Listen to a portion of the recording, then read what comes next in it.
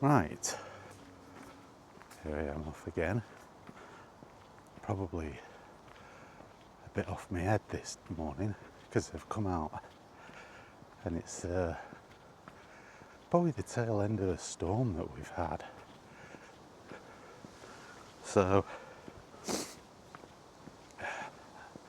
hope you can hear me okay. With the, I've got a wind thing on my microphone, but we'll see if it works. Hopefully it will, because it's very windy out here. And yeah, the rain's holding off for the moment, but it's been very bad weather. So we'll see.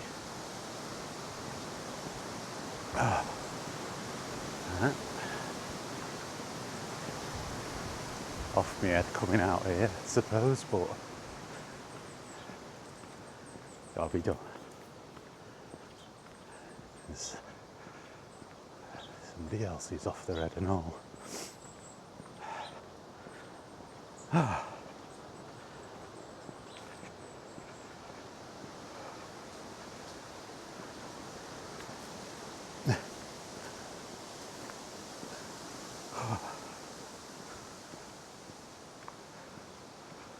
If you living in England, stay in when the weather's bad.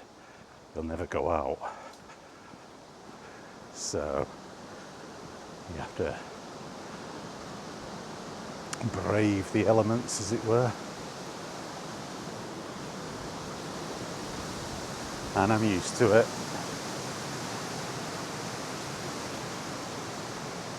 It's actually wind aside. It's not been too bad this morning.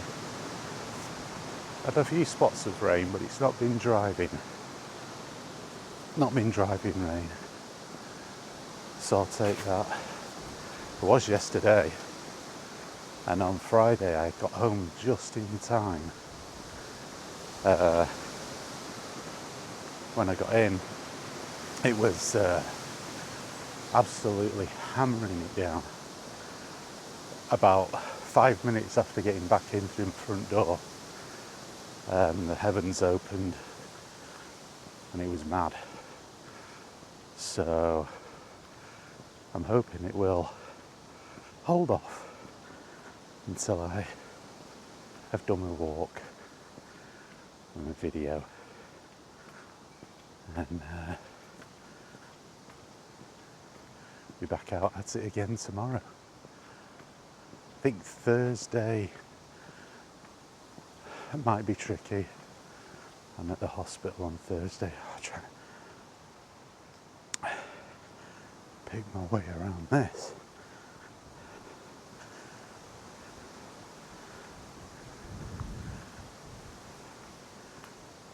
If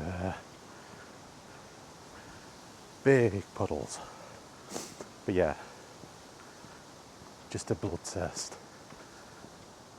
I'll keep an eye on my electrolyte levels post-surgery, all that good fun.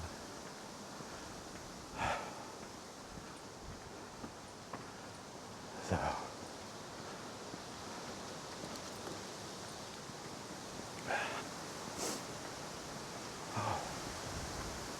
anyway, so this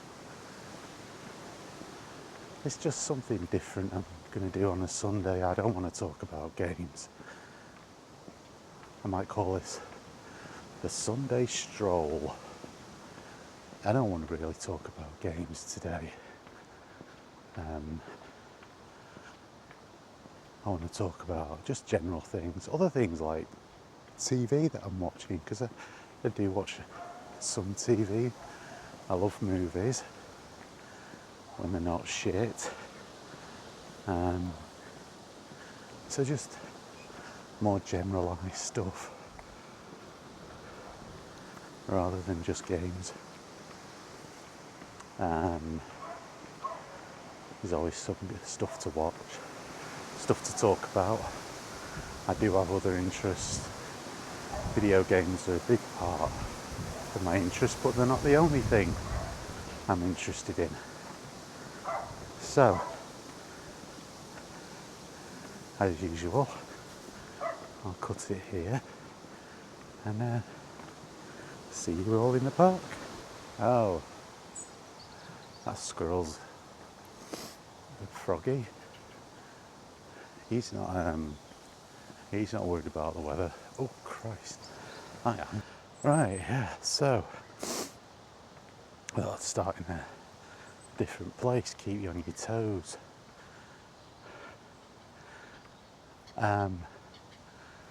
Yeah, so what have I watched? Well, I finished watching the absolute abomination that was Alien Earth.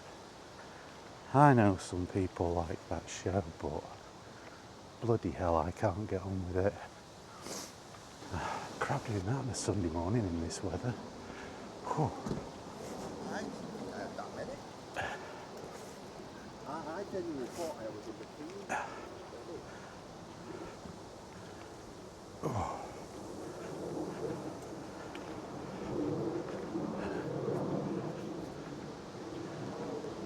Oh. Mind you, I suppose if it's relatively quiet, it's not too bad, is it? Anyway, Alien Earth, dear God. I mean, the Alien franchise is not exactly well renowned for its high quality these days. That's for certain. I mean, the first two movies were a very, very high benchmark. The third movie is quite divisive. A lot of people don't like it. I actually didn't mind it. I think if it had not been butchered post-shoot, I actually think it could have been a really good film. And I still like it. There's I think they call it the assembly cut, where you actually see what happened to some of the characters that just disappear out of the story. Because, yeah, the people that edited the film decided they were just going to cut people out of the story, and you never know what happened to them. Yeah, the assembly cut brings closure to their characters. You see how they died, because there's only one survivor at the end of the film, Morse, one of the prisoners, but you don't see all of the others die. You see, like, some of them. Is it Paul McGann's character Golic? He's in the infirmary and he just disappears out of the film after Jesus Christ, Branch. I can't remember his name now. Clemens. After he's killed, he goes out of the story. And you're like, well, no, I remember when I watched it back in the cinema in the early 90s. I was like, what happened to him? I mean, you see the alien drag off a body after it kills Clemens. I just assumed that was Golic. That was Paul McGann's character that was getting dragged away. But no, it wasn't. It was Clemens's body, which makes sense.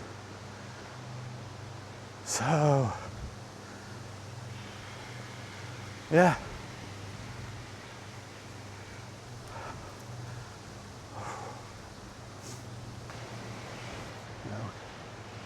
Yeah. He gets dragged off.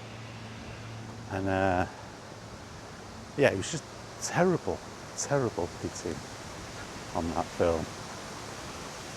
Really bad.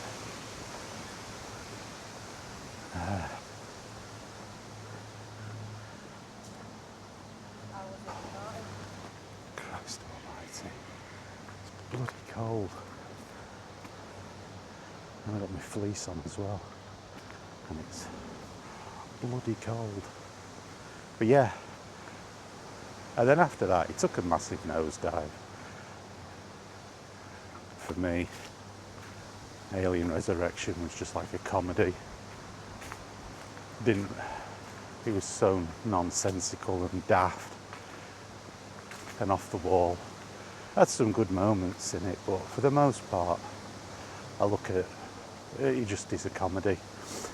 And then the AVP movies, which just completely destroy the canon established in both the Alien and the Predator movies. It's an action film, but it doesn't respect the canon. It's established in the Predator movies that they only come to Earth when it's hot, and they are there arriving on Earth. Is it the Arctic or the Antarctic? One of them. Yeah, freezing cold weather. Okay, we've just had two movies that clearly say that they only turn up when the weather's hot. In the first movie, Anna, the guerrilla fighter, says only in the hottest years this happens. In Predator 2, which was set in the near future of 1997 when that came out. That wasn't in 1997, it was in 1990, I think, or 91. Los Angeles is experiencing an unprecedented heat wave. It's clearly established that predators don't turn up when the weather's normal, when the temperatures are average on Earth, even for a South American jungle, because she says only in the hottest years this happens, which means that it has to be exceptionally hot before the predators arrive. But in AVP, the first one in particular, it's freezing cold. It's either the Antarctic or it's the Arctic. I think it's the Arctic. And yeah, they turn up to do with some kind of trial. It's absolute bullshit. It's not a great movie. And AVP Requiem is absolutely terrible. Aliens vs Predator Requiem, because they forgot to light the sets. So you can't see what's going on. Genius. Utter genius. I mean, talk about Disney killing the franchise. Well, Fox nearly did it for two of their franchises in two movies. They were both terrible in their own ways. You know, they got the life cycle of the alien in Aliens vs Predator. The life cycle is hilariously truncated just to suit the movie. So yeah, that's good, isn't it? You know, clearly it's established there is a length of time for the gestation of the alien. Yeah, in AVP it's like minutes. Facehugger, from Facehugger to Parasite, not much time has passed. You can't even say, well, how much time was actually passed in film, because you know there's not a lot of time has passed.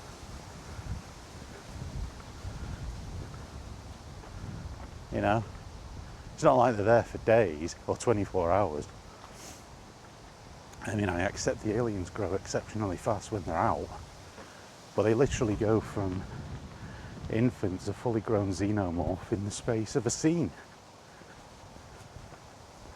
It's absolute crap. It really is. Right, go back the other way, I think. And then you've got Prometheus and Alien Covenant. Step over this. Oh, step over a branch there. Yeah, AVP. Sorry, Alien. Oh, Jesus Christ! Here we go. The brain drain kicks in. Prometheus, which has problems, and Alien Covenant, which totally retcons the origin of the alien and makes it them being created by the android David. Wonderful.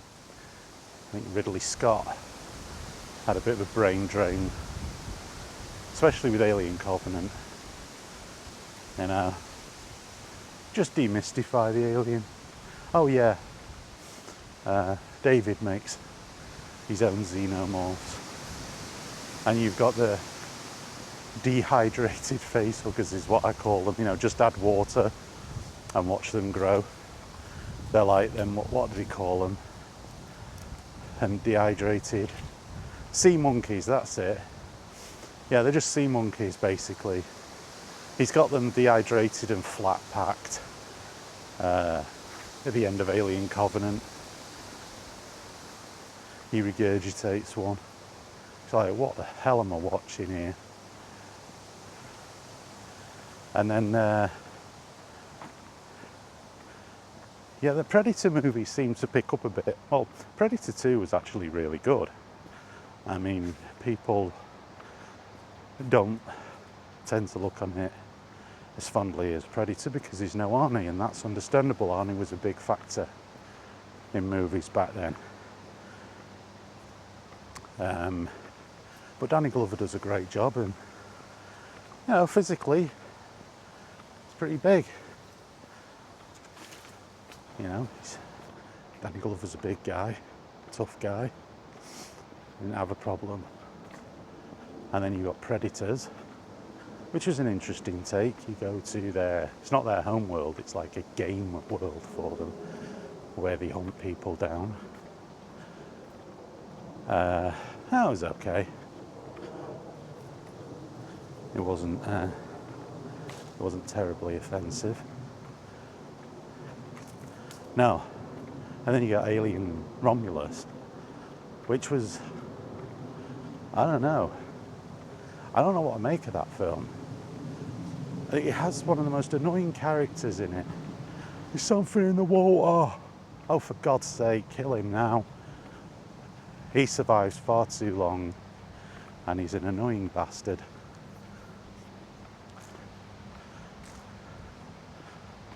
There's something in the water. Yeah, it'd be me pushing your head under it and drowning you, you annoying shit.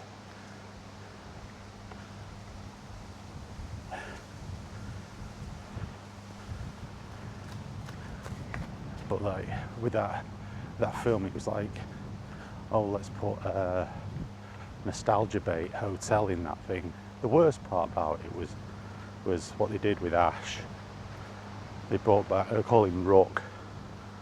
Now, if that was to be a play on Bishop from Aliens, well, that don't make any sense, really, because Ash is not named after a chess piece. So if that's what they were going for, they screwed that up.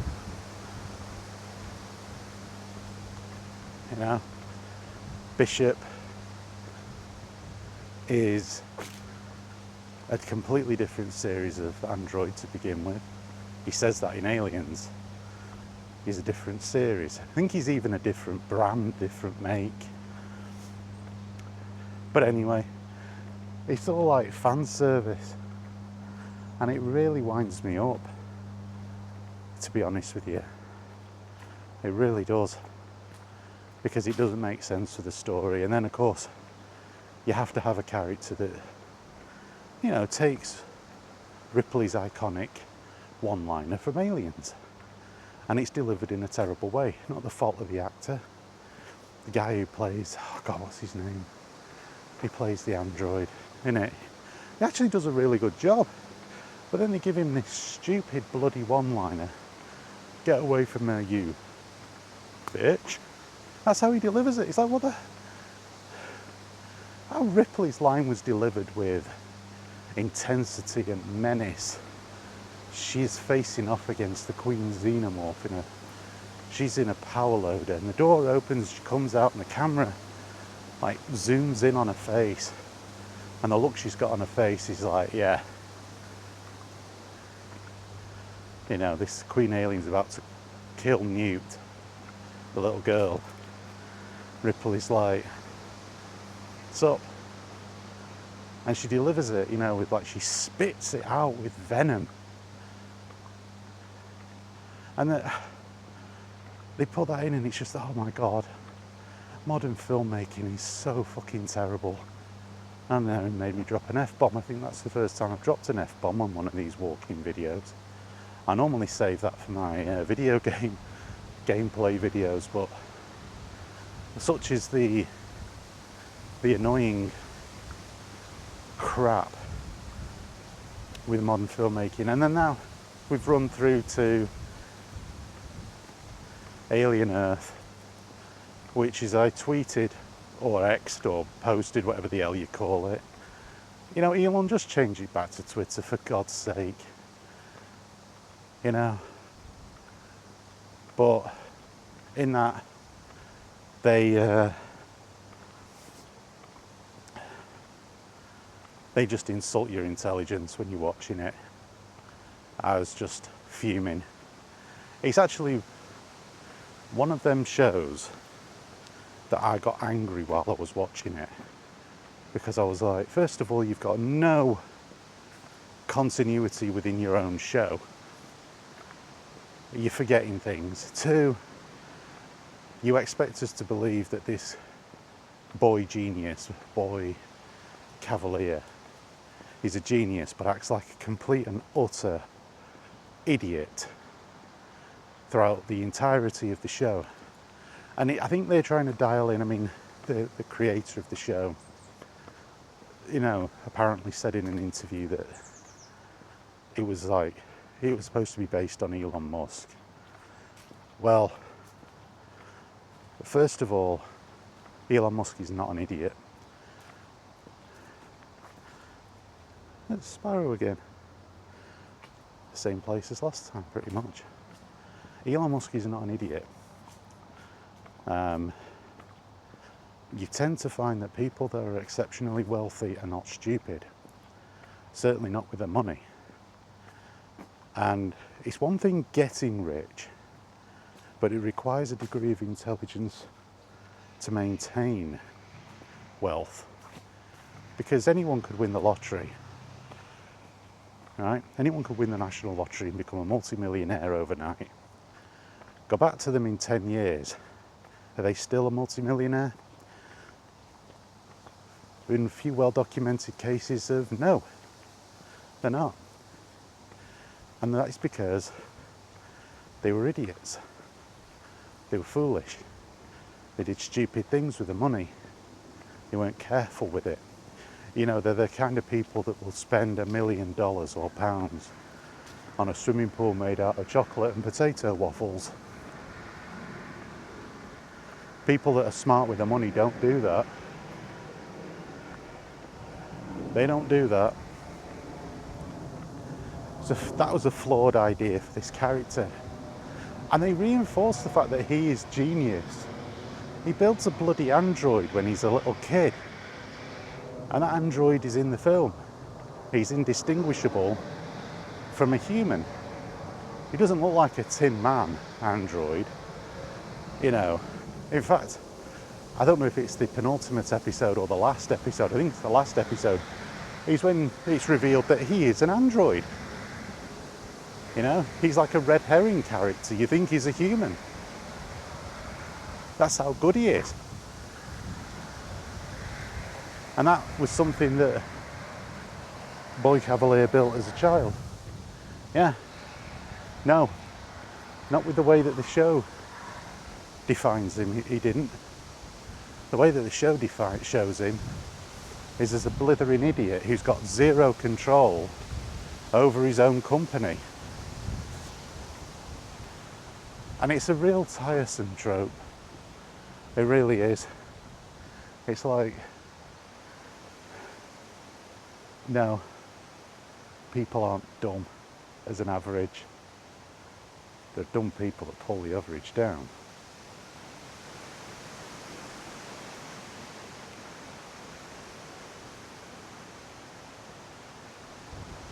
But generally speaking, as a rule, humans are not.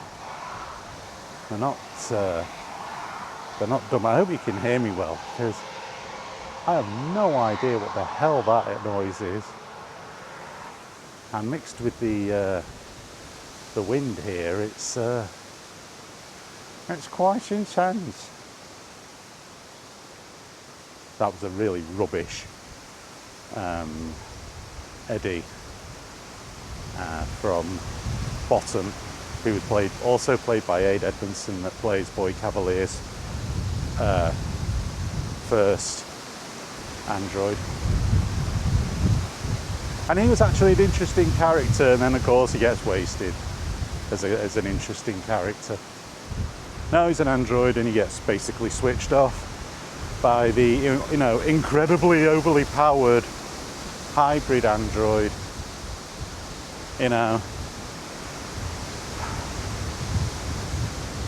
There's so much wrong with that show, and I did cover it in a video that I did where I talked about stupid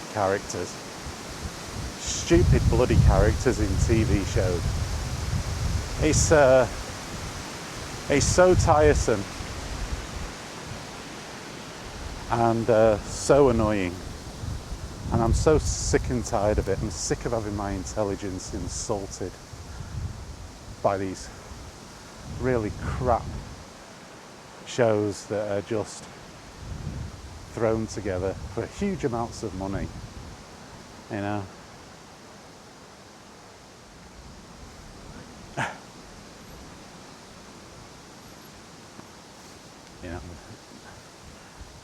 they put together like hundreds and hundreds of millions of pounds and dollars on these TV shows, and they are dreadful. The bloody script is terrible. Characters are inconsistent and stupid.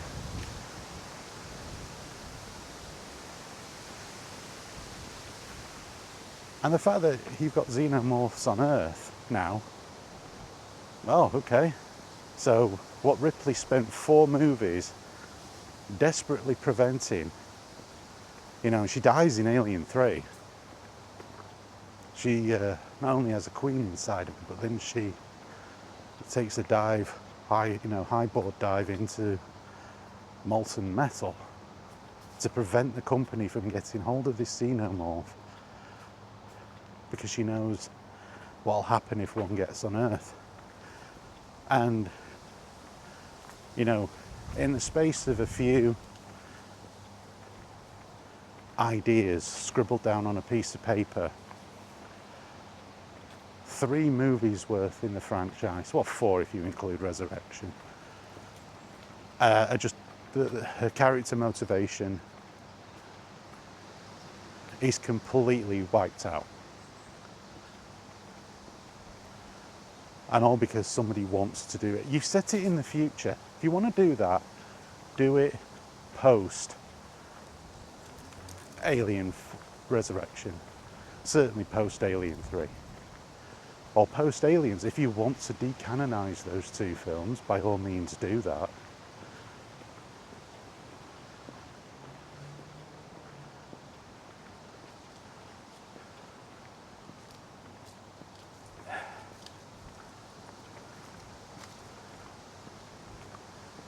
But don't put it in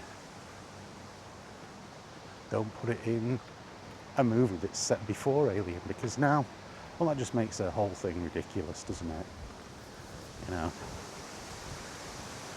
What was the point? Her big speech, if one of those things gets down here, then that will be all. and all this bullshit that you think is so important, you can kiss all of that goodbye. Well, apparently not.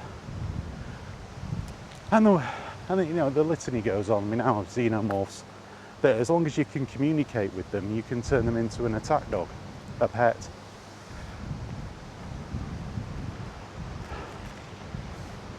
Countless movies illustrating how you can't control them.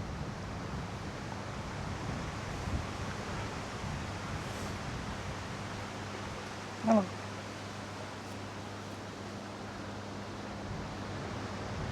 You know, Aliens versus Predator, all of the novels, all of the comic books, all of the video games. No, because you want to build this, oh, I want to build an incredible character. Oh, piss off. Insulting, garbage, base level, unintelligent, pretentious crap.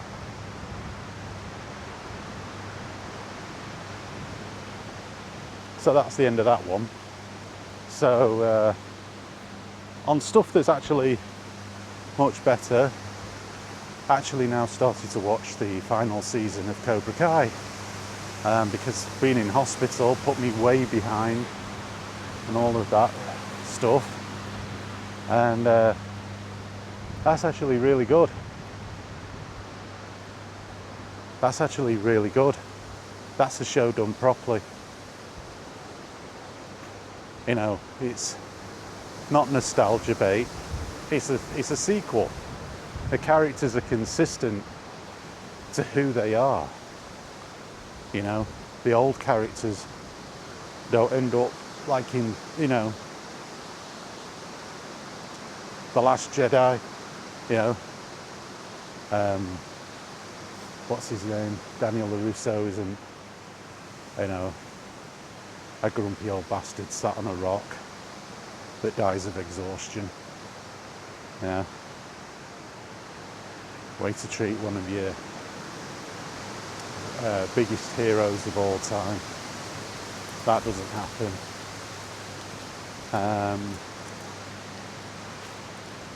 You know, because I want to deconstruct something. No.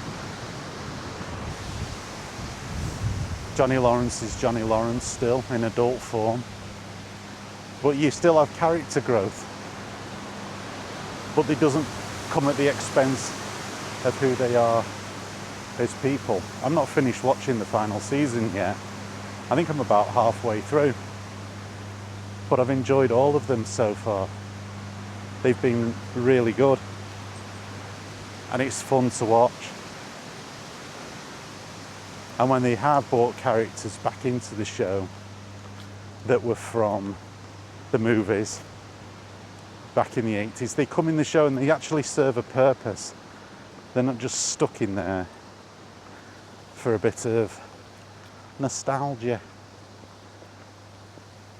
And they're treated with respect.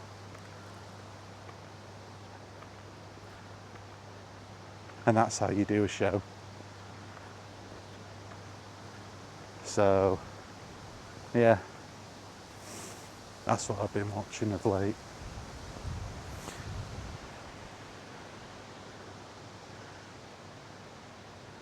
But I won't be watching season 2 of Alien Earth. Not unless they bring in different writers and retcon a whole load of it. Because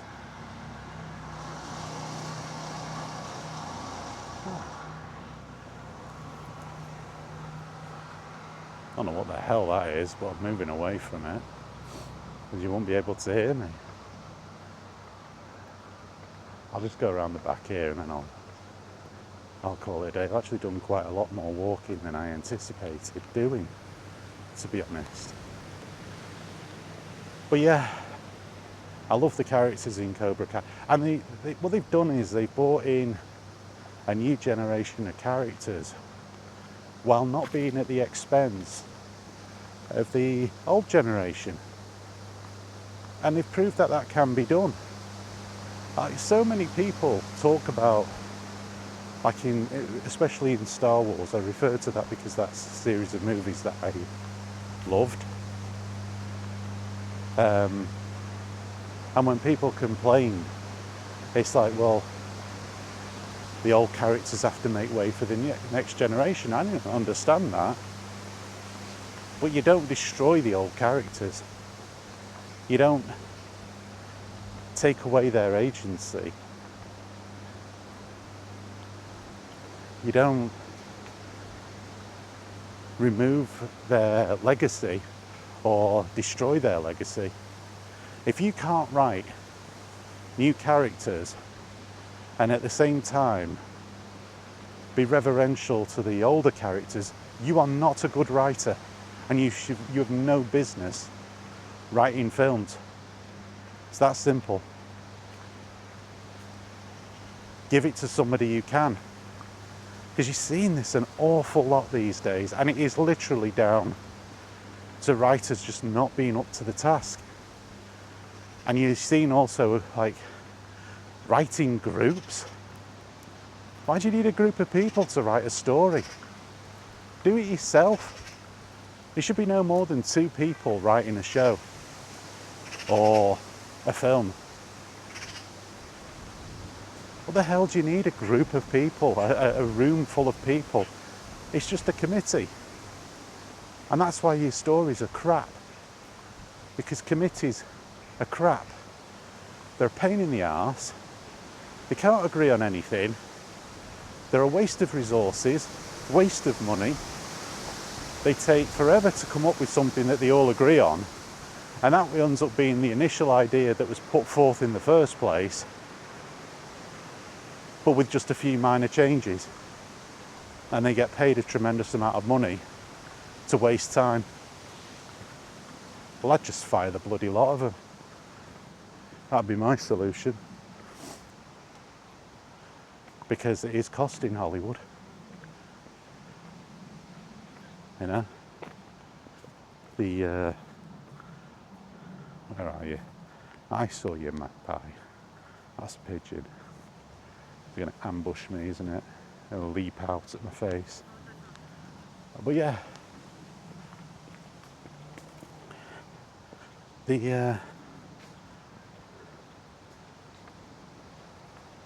The box office is down, and people can postulate all they like. The bottom line is, not as many people are going. It's really simple. Okay? Not as many people are going. Because ticket prices haven't come down, which would be a counterbalance to box office takings. No, they haven't. It's down to the fact that not as many people are going to watch films because, by and large, a lot of them that come out these days are crap. They're not believable. And the audience that they're writing for doesn't exist.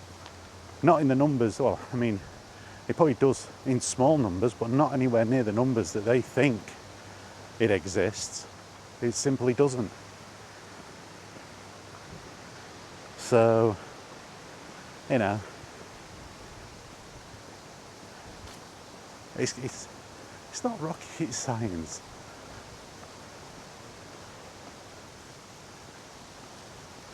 None of it's rocket science, you know? Or they just overcomplicate things. You get these articles, these massively over elaborate articles written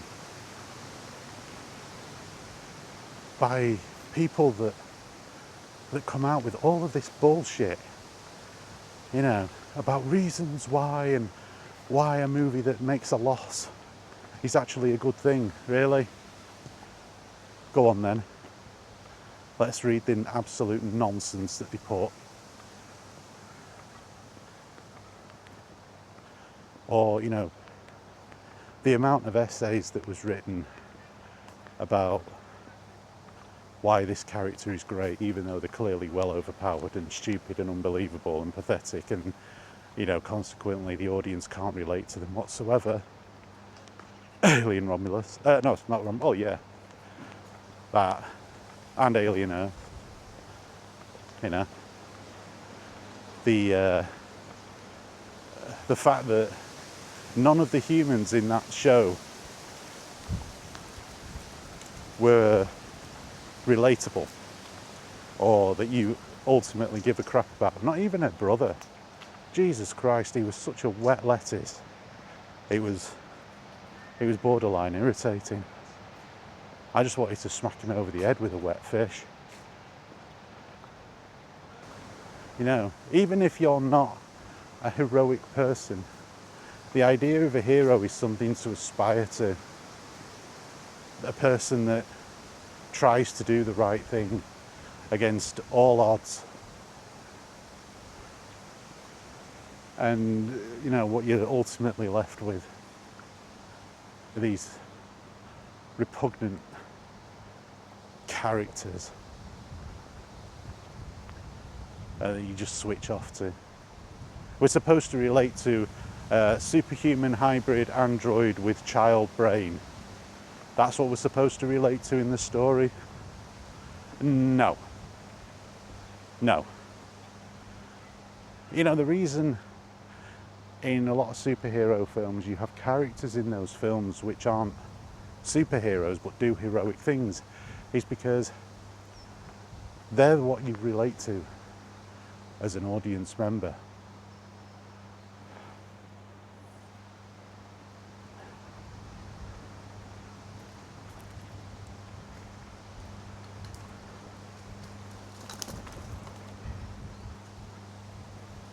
Those are the characters you relate to. Because relating to somebody who can fly and have lasers shoot out of their eyes, or are indestructible, or are capable of superhuman feats, it's very hard to actually relate to them. So the human sidekick is an important counterbalance. And he balls that up, you know.